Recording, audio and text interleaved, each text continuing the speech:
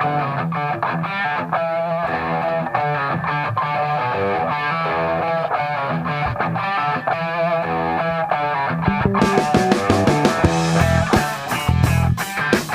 Stéphane, ça va bien?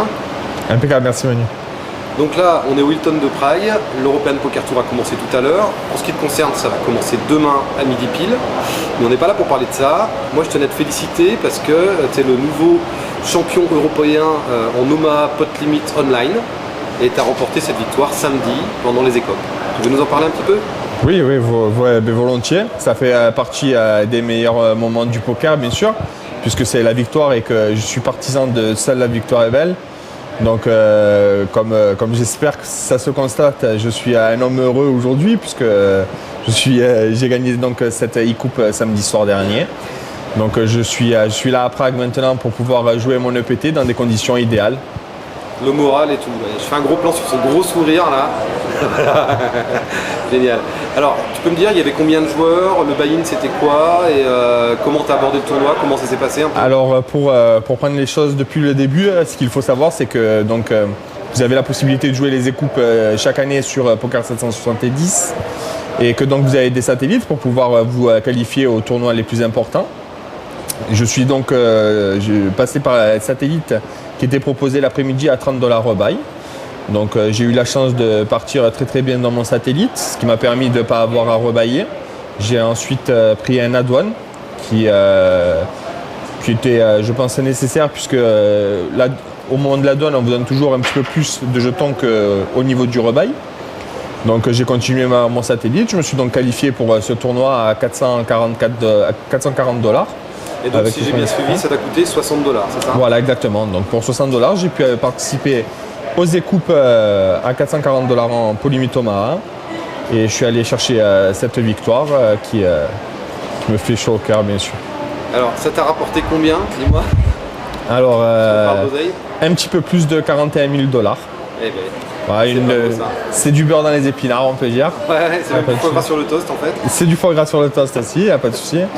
Donc, c'est une bonne accumulation là, en ce moment. Ok.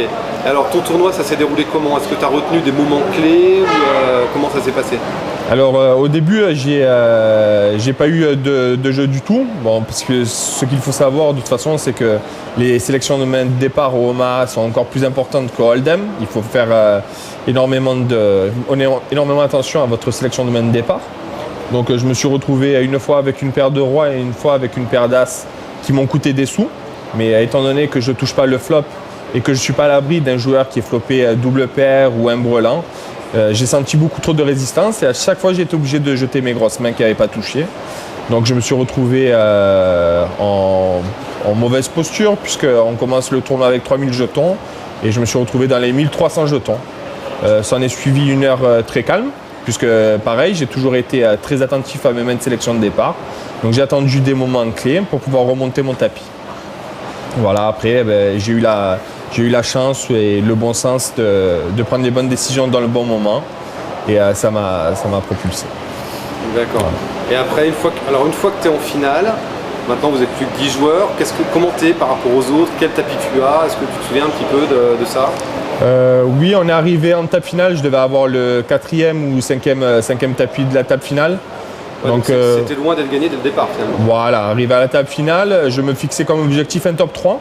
Puisque en fait, comme dans tous les tournois, je me fixe toujours un objectif top 3, puisque c'est bien sûr dans les 3 premières places qu'il y a le plus d'argent à prendre, et donc là où c'est le plus intéressant.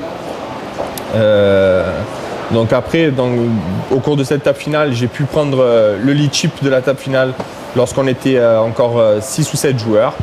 Et grâce à ce lead chip, j'ai pu imposer mon jeu, attendre mes mains et finir le travail gentiment. Bon bah écoute, encore toutes nos félicitations. Donc là tu vas bientôt recevoir ton bracelet. Ouais, tout à fait. Pour ceux qui ne le savent pas, chaque vainqueur d'une finale d'écope remporte un bracelet en argent qui reçoit à son domicile, qui est la marque de ce champion d'Europe online. Et puis je compte sur toi pour nous le montrer dès que tu l'auras reçu. C'est très volontiers et je tiens encore une fois à remercier tous les gens. Je sais qu'il y a énormément de gens d'ailleurs de la communauté Montbluff même qui m'ont suivi qui ont suivi ma table finale. Ils ne pouvaient pas chatter parce qu'au moment des e-coupes, les spectateurs n'ont pas le droit de chatter dans le chat, mais j'ai reçu énormément de messages de félicitations. Lorsque je suis allé sur le site, qui est un petit peu mon coin à moi, parce que je discute donc avec toute la communauté, j'ai été très très bien accueilli, c'est toujours cette ambiance chaleureuse. Donc voilà, ce que je retiens aussi du poker, c'est ça, cet esprit communautaire et esprit d'équipe, de pouvoir partager des moments forts. Parce que comme je vous le disais, on joue tous au poker pour pouvoir vivre ces moments intenses, toute cette poussée d'adrénaline. Et c'est vrai qu'au moment de la victoire, on oublie tout ce qui était malsain, comme les bad beats, tout ça. Donc on vit tous pour ça. Ok, bah écoute, on te suivra avec plaisir demain pendant l'European Poker Tour de Prague. Et puis d'ici là, bonne nuit. Merci, j'espère pouvoir apporter une autre bonne surprise à la team. Ciao. Ciao.